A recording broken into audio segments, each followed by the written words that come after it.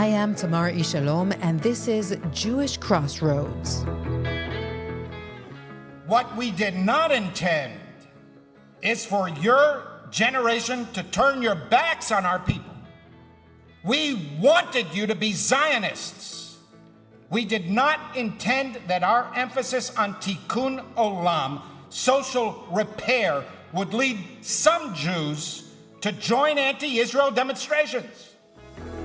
It's not every day that a rabbi's Yom Kippur sermon goes viral. After all, it's not a cute puppy video or a heartwarming baby clip. It was a tough, painful speech about something deeply personal and urgent, how some Gen Z Jews are distancing themselves from Israel. And yet it resonated across generations, racking up millions of views. In that sermon, Rabbi Ammi Hirsch expressed his frustration that while educators, parents, and rabbis have instilled the value of Tikkun Olam, repairing the world, they never intended for young Jews to abandon the equally vital principle of Kol Yisrael Arevim Zeh. All of Israel are responsible for one another and join anti-Israel protests on campuses. I'm thrilled to have him with us today. Shalom, Rabbi Hirsch. Shalom, Tamar. It's good to be with you. I'm excited about your new podcast. Aptly named Crossroads, because that is exactly where we are in Jewish history, I think. A brief introduction for our audience. Rabbi Ammi Hirsch is a leading voice in the American Jewish community, known for his dynamic leadership and deep-rooted dedication to Israel and Jewish values. He is the senior rabbi of Stephen Wise Free Synagogue in New York City. For more than 3 decades, Rabbi Hirsch has been at the forefront of Reform Judaism with a particular focus on advancing the Zionist cause within the movement, a mission that has shaped much of his life's work. And before all that, he served as a tank commander in the IDF. Rabbi Hirsch, let's dive into the powerful sermon you gave. Walk us through that striking observation. Well, I've been concerned even before October 7th about what I observed was the intensifying distancing between American Jews generally in Israel and specifically in the non-Orthodox community. But when October 7th hit, then to me it became an existential question because we discovered a phenomenon that was especially hurtful and damaging in my view, which is not simply, a general predisposition to advocate the Palestinian cause, but in the light of October 7th, to minimize the horrendous harm on Israel and the Jewish people, and to join our enemies. It's not simply political opponents. These are people who want to destroy the Jewish state. Seemed to me to reach a critical state within American Jewry that demanded of those in Jewish leadership to respond as vigorously as they possibly could, because this was outside the pale. And if it were to continue, it would cause enormous damage, of course, to Israel-Diaspora relationships and some damage to Israel. But frankly, it would destroy the cohesion of the American Jewish community, which is my primary concern, because I'm optimistic about Israel. I believe that Israel will survive one way or the other, with or without American Jews. But we, the American Jewish community, can't survive without a deep connection in what we call in Jewish theology the brit, a covenant between ourselves and world Jewry, the heart of which is the state of Israel. And so I felt that this became a kind of existential question for us in America too, and it required of people in public positions in the American Jewish community to lay out a claim and to counter the claims that were driving those who were opposed to Israel. So that explains the increased vigor that I've applied, both rhetorically but also programmatically. We've invested by now millions of dollars. We've recruited and invested millions of dollars in this effort to sustain American Jewry's commitment to Israel, Zionism, and Jewish peoplehood. And we're doing our best to ensure that that continues into future generations. When you reflect on decades of liberal Jewish education, I assume you find yourself asking, so where did we go wrong? I mean, what could we have done differently? Why is this happening? Yeah, of course. I mean, that self-reflection is an indispensable part of improvement and self-realization and self-understanding. I should say that on that specific issue, when I turned to the young people and I said, we wanted you to be liberals, part of the crisis in American society is that liberalism has been dragged into the hard left, and as it's dragged to the hard left, it's dragged many of our own Jews, and in many respects, I don't consider the views expressed by the hard left to be liberal. That's as a liberal, that disturbs me, and so I've given a lot of sermons and speeches about that as well, and have written about that. But I turned to the younger generations. I expressed to them, of course, we raised you to be liberals. That is our understanding of Judaism. V'nivrechu v'cha kol mishpachot ha'adamah. All the families of the earth shall bless themselves through you. Those were the first words that God communicated with Abraham in establishing the Jewish people. And it continues as a central theme throughout Jewish texts and Jewish history. So, of course, we wanted our younger generations to care about the world at large, to do what they can to repair the world, to express liberal humanitarian values. We did not intend that they would turn against our people, turn against Israel, and join our enemies in the middle of a war. As part of their activism that they see as Tikkun Olam. Which they then told us they are doing in deference to what we ostensibly taught them, which should give us, all of us, pause, because that we didn't intend. We mistaught.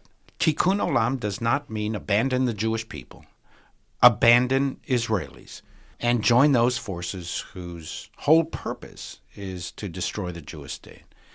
And some of that is infused with just downright classic anti-Semitism as well. Not all of it. A lot of the criticism against Israel, even if it's not correct, is legitimate. It's appropriate. And it's important for the American Jewish community to understand the distinction between what is legitimate criticism, even if it's wrong, even if it's unfair, even if it's motivated by nefarious motivations, but is still within the realm of legitimate and does not seep into anti-Semitism. That's really important for us. We don't always make that distinction as well as we should, given our history. Maybe that's understandable, but still. So I think it's important for us to lay down philosophical, ideological, communal markers, what we consider to be legitimate criticism of Israel, even if we disagree, and what spills into anti-Semitism. So that said, I didn't really expect that those who believe that among the younger generations would actually care that much about what I think or say. Because, number one, I don't know if it's characteristic of Gen Z or if it's characteristic of every generation. I was young once, too. I was in my 20s once, too. And, I thought older people kind of were just shouting in the wind anyway, and so didn't really expect them to respond in a strong way, and nor did I really address my remarks to them specifically, even though I did turn to them, because there's a part of me that thinks that for many of them, it's beyond my capacity or the capacity of most of us to reach them. Do you believe that there can be a meaningful dialogue where the Gen Zs who, go on demonstrations against the existence of Israel, yes, there could be dialogue that could bring change? So for those who are willing to take me up on the offer, and there have been quite a few, people I didn't even know, people who contacted me and said, I live in this and this part of the country, but I'll be in town for the weekend. Can I come and see you? Because you said you would be willing to speak to us. I said, yeah, absolutely. And I had a number of those conversations. The implication of that is that if they're willing to sit with me for 45 minutes or an hour, that at least they realize, if they're not open to it, that I might respond, right? Mm-hmm. And so that might give me an opportunity to impact on them. That said, from the perspective of our communal resources and my personal capacity to reach those who you describe are committed anti-Zionists. I'm not optimistic that I, for sure, can reach them to the degree, at this point in time, can reach them to the degree that it will make a difference on them. And I'm skeptical that others can do that in an effective way as well. Now, one, I could be wrong, because I'm not, I concede that there are many people in the Jewish community who have skills that I don't have, and if they think it's worth the effort to continue that dialogue, I certainly support that. And I am also aware that, as I said before, I believed a lot of things when I was in my 20s that I no longer believe. So I expect that some of them, once they progress in their lives and they have vocations and professions and they have mortgages and they have kids, they might come back to us. But for now, I don't believe that there's much I can do to change the mind of somebody who has those commitments. My focus really, when I spoke to the immediate 2,000 congregants who were there, and I expect that I speak to many thousands of other people who watch me by now, that it's not too late. While it may be too late for the time being for those people, it's not too late for their parents, and it's not too late for the younger generation coming up. And that was my real focus. It was to say, hey, you younger people, you preteens and teens, okay, this is not what we intended. And there has to be a voice in your life. These people are bombarded nonstop with messages that are not what I'm delivering. Mm-hmm. So there's got to be a voice that says to them with clarity, don't have to agree, it's their right to disagree, but that a voice that says to them with clarity, this is what we believe, this is what we want from you, this is what the vast preponderance of the American Jewish community believes, and Israeli society, i.e. world Jewry. And here are the values that we want to convey to you and we want you to be committed to. Which maybe in the past was a bit vague, that message. But what needs to change now beyond that message to ensure that today's kindergartners or elementary school kids grow up with a different perspective?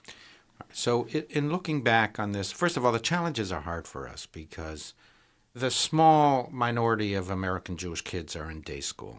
More of them are in summer camps, and that's very effective in terms of building a Jewish identity. But even that is limited to, 4, 5, or 6 summers.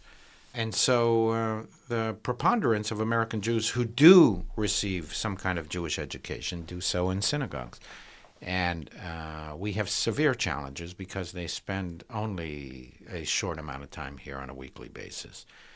And it's hard to do. I mean, if you were to think back on your own education and if you wanted to know math, you needed to work at it, right? Or English or philosophy or history or anything, let alone identity building. Right? Identity building is a very complicated thing that is not only intellectual learning, it's also emotional stimulation. And if you're not exposed to that emotional stimulation, it's hard to develop the kind of identity that Jews have developed throughout our history. So number one, it's difficult. But number two, looking back, if to the extent that these graduates of our institutions are telling us that they are pursuing these values as an extension of what we taught them, and their conclusion is we are abandoning the very values that we taught them because we have a blind spot when it comes to Israel or the Jews, we have to look back and ask ourselves, what did we teach? Despite our good intentions, how did it come to be that our young people gleaned from our teaching them about the Jewish concern for the world, for non-Jews, our obligation to help repair the world? How is it that they gleaned from that Israel and the Jews are the source of evil in the world? Racist, genocidal, and so on and so forth. But this tension that you described seems to be inherent in liberal religious education, doesn't it? I mean, balancing Jewish particularism with progressive universal values often creates this ongoing friction. And Would you say that the beauty of a liberal Jewish identity lies in its ability to navigate and embrace that tension, but at the same time, building such an identity in a child is far more complex compared to a strictly secular or orthodox upbringing, where these contradictions don't present themselves in quite the same way? It's all true. I agree with what you said. It's complicated. It's difficult. It's part of what we should be self-reflective about, because that is not what we understand, and it is not the authentic interpretation of the concept of Tikkun Olam. And so if they, which means for your English listeners, repair of the world, the Jewish obligation to repair society. So if they gleaned from that a understanding that of Jewish universal values that abandons Jewish particularism, our commitments to each other as Jews, then we mistaught. And that's the first thing we have to look at carefully, and we have to instill from the earliest possible age, again, in the sense of not only intellectual theories, but deep-seated emotional resonance, to Ahavat Yisrael. Judaism is a blend. This goes to your second question. Judaism is a blend between Ahavat Abriot, love for all creation, and Ahavat Yisrael, love for the Jewish people. Tikkun Olam doesn't mean is not Jewish universalism that is not anchored in Jewish particularism, in Jewish responsibility to fellow Jews, is not Jewish universalism. It's just universalism. So that we haven't taught well enough. I think we need to pay more attention to it. As you say, there are many challenges because of liberal education. But I also want to emphasize what we're seeing on the hard left in American society and in the West in general. I do not, in many respects, is not liberal. It isn't. It's a betrayal of liberalism. And when I emphasize the betrayal of liberalism, I speak as a liberal who is still committed to liberal values, right? And so to the extent that Americans are confused by that, and American liberal Jews are confused by that, it's incumbent upon us to emphasize and delineate. We've always felt, and this is one of the reasons why we resonated so much to the civil rights movement, that Martin Luther King expressed the most eloquent principle of 20th century liberalism when he said in his famous I Have a Dream speech, I want my 4 little children to grow up in a country that judges them not by the color of their skin, but by the content of their character.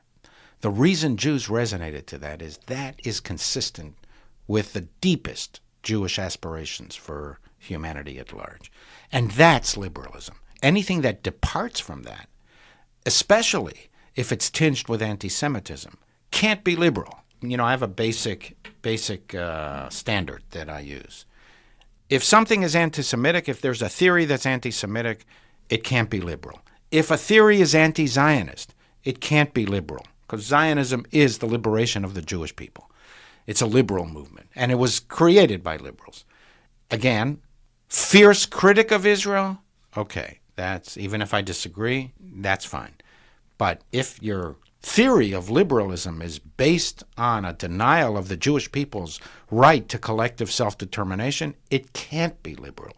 Could it be that the one reason that young people are turning away is because the Jewish education they received, whether it was in school, summer camps, synagogues, it was very Zionistic, but perhaps it didn't provide a nuanced enough picture of Israel? I mean, Israel, like any other country, I say this as an Israeli, is far from perfect and faces significant challenges, to say the least.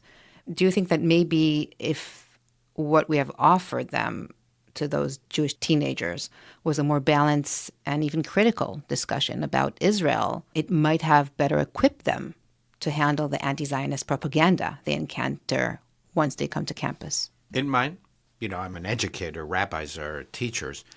But I'm not a master educator. I don't know. And we have members of our Jewish community who are master educators and spend a lot of time with young people. And I've heard that that's part of the discussion, what you just mentioned about being more nuanced and allowing people to encounter the full complexity of Israeli society and its relationship with the Palestinians and other Arab states.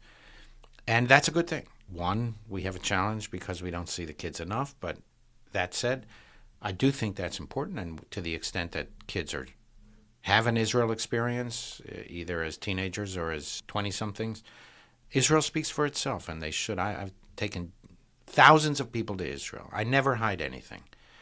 Israel speaks for itself. Let them see Israel as much as you can present in the full spectrum of opinions and approaches and so on. So, absolutely yes. I should emphasize, though, in my view, it's the anchoring principle that is most important. Ahavat Israel. Your take on Tikkun Olam is fascinating for me because as an Israeli who first encountered the concept at Camp Tel Yehuda when I was 16, I was an Israeli shlicha to the camp. I was captivated by it. And I always felt since then that Israeli Judaism should embrace it much more. And looking at both communities right now, it seems that Israelis might be emphasizing Kol Yisrael Arevim Zeh to an extreme, while American liberal Jews, as you argue, may have focused too heavily on Tikkun Olam. And I'm thinking, could it be that we're looking at a mirror image of two communities, each facing opposite yet equally significant challenges? It's a great point and highlights how each community can benefit the other and why this dialogue and this mutual reinforcement is important to us and it's natural. You would expect Israelis who live in a Jewish state and are under constant pressure from the outside, especially in the last year and a half, right, which is conditions of war. You would expect Israelis to have more of an emphasis and a focus inwards on Israeli society. You've got people who are in the reserves for 100 days, 150 days. I met people last week in Israel who told me they were serving 250 days since October 7th. So, there's not much room in your head or in your heart if you're serving 250 days fighting the war to think about universal aspirations. Naturally. Right? So, and you would expect American Jews to be more open, Western Jews in general, Jews who live outside of Israel. And it's a good example of how we reinforce the other in complementing each community to live out the best of Jewish values. And Judaism is this blend of Tikkun Olam and Tikkun Ha'am, right? I was at Kibbutz Manara 2 weeks ago with 25 American rabbis. We invest in early career Reform rabbis in an intensive year-long fellowship. It's a prestigious program. We spent a week in Israel, and we were the first group that was allowed into Kibbutz Manara. Wow. Have you been to Manara? Before. You have been to me, so you've been on the kibbutz. So it's 100 yards away from Lebanon. Right? It's right on the border, right? And a local kibbutznik met us there, and we spent a couple of hours on the kibbutz, seeing all the destroyed homes and looking out at the landscape. And at the end, when she bid us goodbye, she said the following that really struck me. It was very profound. I assumed this was a secular Israeli kibbutznik because that's what they all are at Kibbutz Manara, I think. But it really struck me. She said, don't forget us, join hands with us, help us rebuild. This is how you do Tikkun Olam. And that element of this is how you do Tikkun Olam, you help repair the lives of fellow Jews. That's also Tikkun Olam. Not only the lives of other people around the world, was so profound to me. And that's the element that was that has been missing in our conveying of Jewish identity to younger generations. I want us to move on to the campuses. What did you think and what did you feel when you heard the chants on campuses? Globalize the Intifada, from the river to the sea, etc. Well, we've been hearing that for years, but it had a special resonance post-October 7th. because we caught a glimpse in the Jewish world of what from the river to the sea really means to them if they ever had the power to implement their philosophy. It's a genocidal philosophy. And so it was particularly hurtful and resonant, and as I said before, it imposed on the American Jewish community, especially those of us in leadership, to respond, and to respond as aggressively as we could, which means, of course, to educate our young people who are on the front lines of this, but it also means responding politically and communally and financially. And the results, if you look at the state of the university campuses with respect to anti-Semitism and anti-Zionism this year as opposed to last year, there's a noticeable difference and a noticeable improvement, and that's come about in large part, not entirely for sure, but in large part because of the response of American Jews who responded politically, responded through withholding contributions and donations, which is something I urge them to do, and others, of course. And I think they felt the inner compunction themselves, because how could they continue to contribute to their alma mater, to their universities, when they were so hostile to Israel and to Jews? And then there were all kinds of other factors as well. The politicians played a role. But if you just compare this year to last year, you can conclude that last year was an abysmal failure. Now, why was it a failure? From the perspective of the universities. One, it was a failure of localized leadership. Two, might there have been some sympathy on the part of presidents and faculty members and administrators and DEI functionaries? Two, 20 years now of agitation on the part of opponents of Israel with respect to BDS and from the river to the sea and globalize the Intifada? I think so. And third, it was a failure to understand how serious this issue is for the universities themselves. And so it wasn't as if they didn't have the guidelines on the books. Almost all the universities had rules that you can't build encampments on the quad. Okay, so the question is not, didn't they have the rules? The question was, why didn't they enforce their own rules? Now they are enforcing them better. And it just goes to show you, they could have done that a year ago. Have you lost friends or colleagues who distanced themselves from you since October 7th? Look, I work in the Jewish community. I see Jews all the time, and there have been some Jews who have had issues with me too, which is a good thing. It's part of what we do as Jews. The key area where I felt it is I've been part of interfaith dialogues for 20 years now in the city. And we have a lot of interactions with Christian and Muslim clergy. I even arranged one year take Christian and Muslim clergy, imams, with me to Israel. We spent a week together. And we were very friendly on a personal basis, but also we were allies. All of us come from liberal establishments, and we were allies in the cause.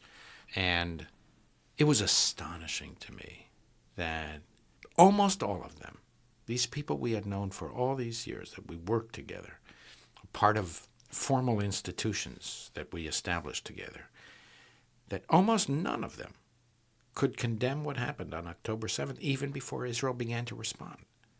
That stunned me. None of them, almost called you and said, we're so sorry? Very few, one or two. Wow. But even more, it's one thing not to call, although that would have been nice too. It was, from a public perspective, they couldn't bring themselves to condemn Hamas. They couldn't name Hamas. They couldn't condemn the atrocities. And when they did relate to it, they put it in so-called context of the struggle for liberation. To this day, I feel that hurt in me. I talk about it a lot. A betrayal. It's a betrayal. You know what? It's not only a betrayal of us, it's a betrayal of their own values.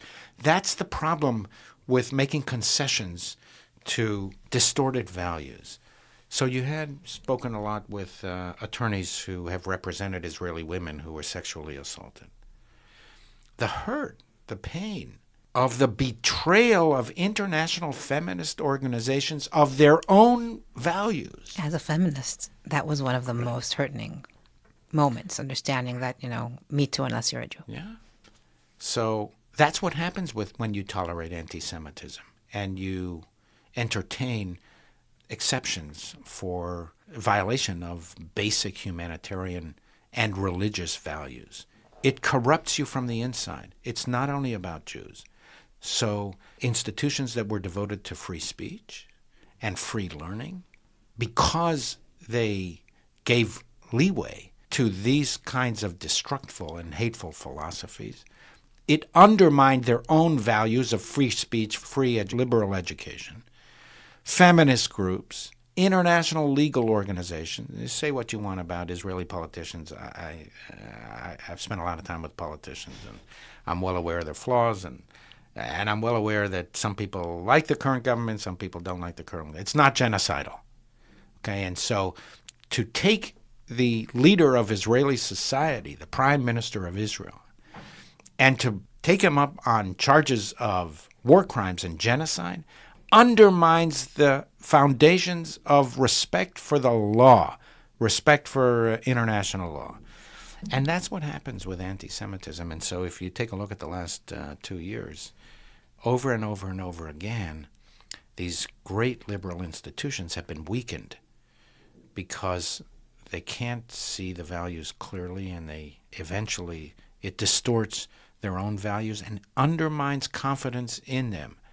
And I'm convinced that that was one factor in the defeat of the Democrats in the recent elections. That is exactly what I want us to move on to. It's yet another viral sermon you gave in the pre-election sermon at your synagogue half a year before elections. You issued a strong message to then President Biden, warning him not to take the American Jewish community for granted. Do not take American Jews for granted. I have spoken with so many American Jews in the past few months who have surprised me with their anxiety about developments in the Democratic Party and their perception that it is becoming increasingly hostile to Israel and increasingly tolerant of anti-Zionism and anti-Semitism in its own ranks. Be careful. The results of the upcoming election do not only depend on Michigan. That was quite an unusual move, especially considering that American synagogues, including yourself, of course, tend to avoid partisan politics. So what prompted you to take such a bold stance? First of all, it was not partisan. I do not engage in partisan politics. I explain this over and over again. It doesn't mean that we're not engaged in the political process, because politics is the way we determine policies in the West. And policies are the business of religion. What religion is worth its weight in salt if they say, feed the hungry, but are unconcerned about the policies that lead to hunger and poverty?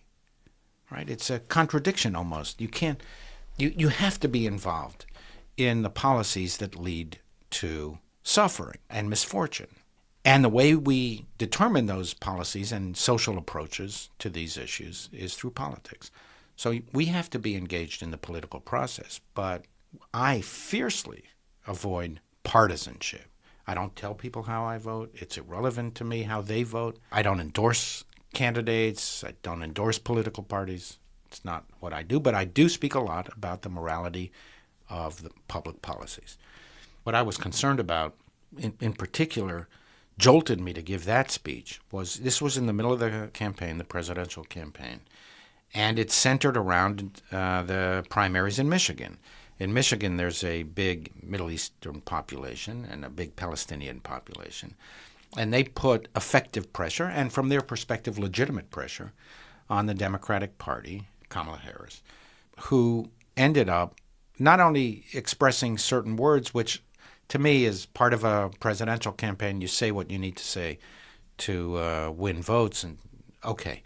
But around that time, Biden imposed an arms embargo on Israel. It was those 2,000-pound bombs and so on. And that, to me, I concluded that that was primarily a result of the political process in the United States.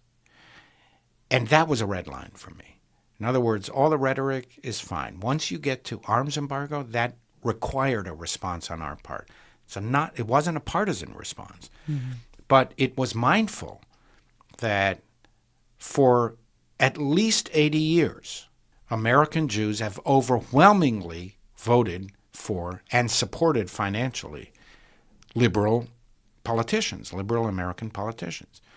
And I don't think it's ever good for any constituency, including the American Jewish community, to be taken for granted by any political party. Have you been disappointed by how cautious Democratic leaders have been in addressing anti-Zionist and anti-Semitic elements within the progressive left? Of course. Yeah. By the way, I should just point out there's plenty of anti-Semitism on the right, too. Of course, and in the Trump camp, of course. Yeah. But I think that expectations are different among liberal Jews. Because most of us are liberal. Mm-hmm. And Israel had a bipartisan consensus for much of its history. I think there's still a broad consensus, but it seems to be weakening or cracking. But I do think it's important to put on the record that we have an obligation to respond vociferously to anti-Semitism wherever it comes from, whether from the right and from the left. And there's plenty of anti-Semitism on the right. It tends to be not only focused on Israel, but on Jews. Attributes, that from their perspective threaten the American nation and so on and so forth. On the left, it tends to be focused on Israel. That's a harder distinction to make for many American Jews and for many liberals because, as we spoke before, where you draw the line between even erroneous but legitimate criticism and illegitimate anti-Semitic impulses is more difficult. It's more nuanced and it's more difficult. Jews kind of know it in their kishkas. Yeah, you sense it. Because we've seen it for centuries. But even then, as we spoke, not all Jews see it or agree with it. In the end, the overwhelming majority of American Jews voted for Harris. However, the margins slightly shrank, according to polls. What do you understand from this data?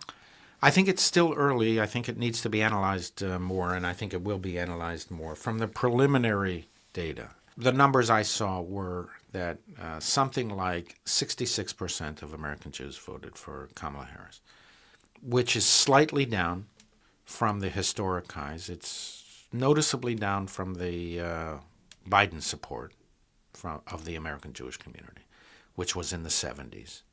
So I think we can conclude, first, American Jews still broadly consider themselves liberal and broadly support liberal parties and candidates. Two, the numbers were noticeably down, not necessarily irreversibly, dramatically down, but noticeably down. And they have gone up and down depending on candidates now for decades. What I think is important for both parties is, one, don't take the Jewish community for granted. I think that's very important for them and very important for the Jewish community. And two, if I were sitting in the Democratic establishment trying to analyze this, what is the importance of the Jewish vote? Number one, it is important in terms, Jews are less than 2% of the American population, but Jews vote disproportionately more. So disproportionately, we have more of an influence. And in some states, the Jewish vote does, to a certain degree, make a difference. But it's not only that, it's Jewish financial support, which is disproportionately generous. And it's also the kind of moral standing that Judaism has in the United States, uniquely in the United States, that gives additional importance to the American Jewish community and the Jewish vote. So I think if I were sitting in the Democratic establishment, one, I would conclude that the American Jewish vote is important to us. Two, that it is historically supportive of us. And I would worry given the results of these elections. And remember, Trump was an unconventional candidate. If it was somebody like Nikki Haley, what would the percentages have been? If there was someone that would be much more acceptable for American Jews. So if I were them, I would worry that whether this decline signified something longer term and deeper. Was it a one-off thing? Or was it a much deeper phenomenon? And once you lose a constituency, it's very hard to get it back. So if, in fact, you lose much of the Jewish vote, it could be a phenomenon that would last for many, many years. So I think the issue is serious with them. You know, for over half a century, American Jewish identity felt like an inherent part of American life. I mean, Jews and Jewishness were a natural, unquestioned piece of the American dream. Has the surge in anti-Semitism shaken this fundamental assumption for you in any way? That's a really great question. Among the conceptions that collapsed post-October 7th is, one, Israel is secure. Okay, that was so taken for granted by American Jewry and by Israel. And by us, too, yeah. Of course. That, in Israel is like, okay, we don't really have to pay too much attention to what's going on a mile away across the border because we have all this technology. We're part of the West. We can sit back and we'll know everything that happens. And it's the same kind of arrogance, that appears from lost personal memory. So this is similar to what happened on the Yom Kippur War. It's like this kind of arrogance. And so you had generations that lived through that and didn't make that mistake again, and now you have new people making the same kind of mistakes because they didn't live through the experience. They only received it from learning. So, that's the same phenomenon here within American Jewry. That's one conception that collapsed, that Israel is secure. So secure that we don't have to pay too much attention to all these BDS anti-Zionists. The second conception that collapsed was faith in American liberalism to protect the Jews. We see this dramatic upsurge in anti-Semitism, which stunned and still stuns American Jewry. Something that we kind of expect if you're a European Jew, but not an American. In fact, it's fair to say that most American Jews have never lived through this kind of period that expresses this kind of animosity towards the Jewish community, individual Jews, Jewish institutions, and the Jewish state, Israel. There have been periods of substantial anti-Semitism in America, but not the kind that we're seeing since the end of World War II.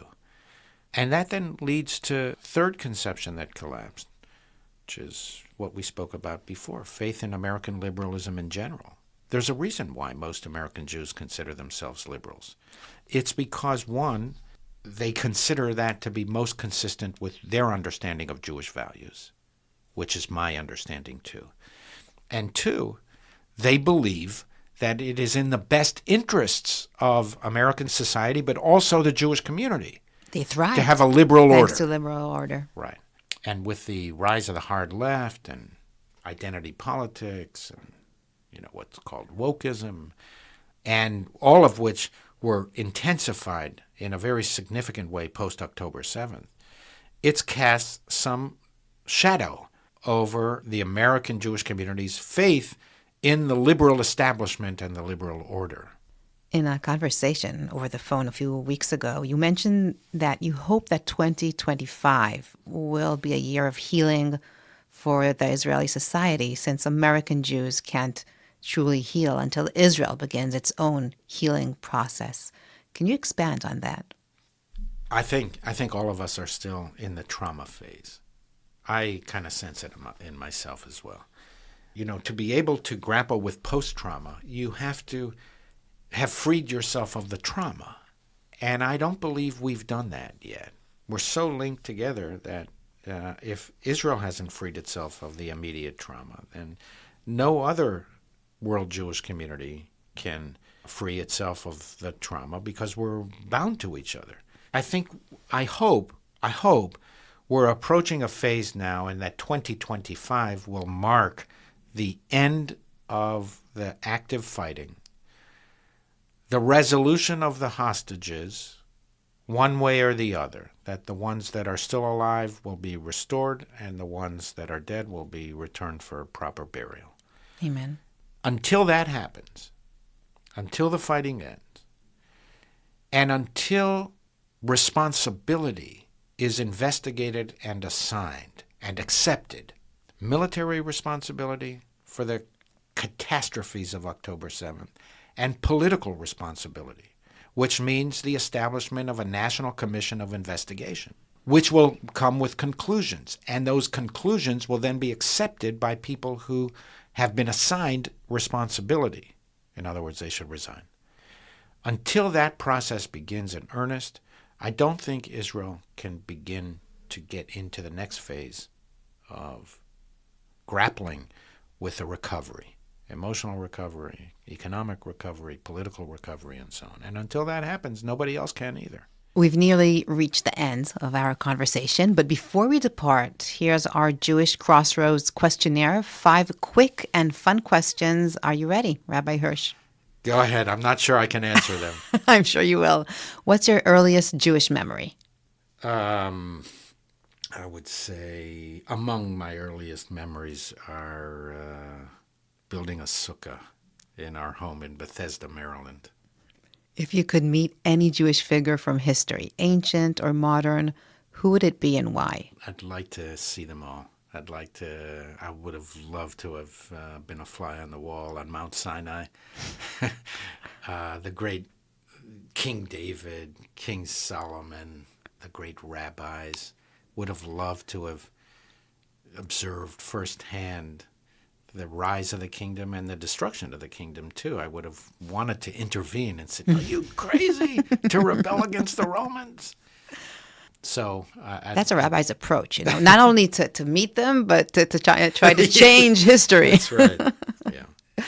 What is your favorite or most meaningful Jewish tradition? Like everybody, Pesach. I also a rabbi, so I like that the community shows up in full force on the high holy days on Rosh Hashanah and Yom Kippur. If you could jump 100 years into the future in one sentence, what would you hope to see for the Jewish people? Israel at peace, and the American Jewish community alive, vigorous, and prosperous.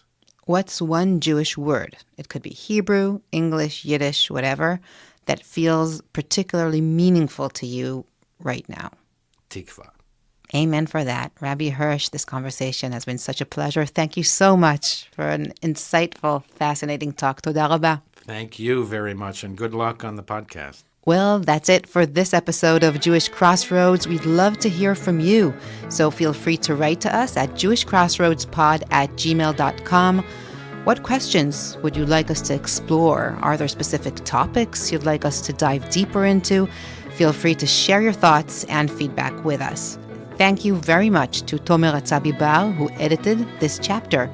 And we'll meet again, right? Same place, same journey, with a new voice. See you soon. Leitraot.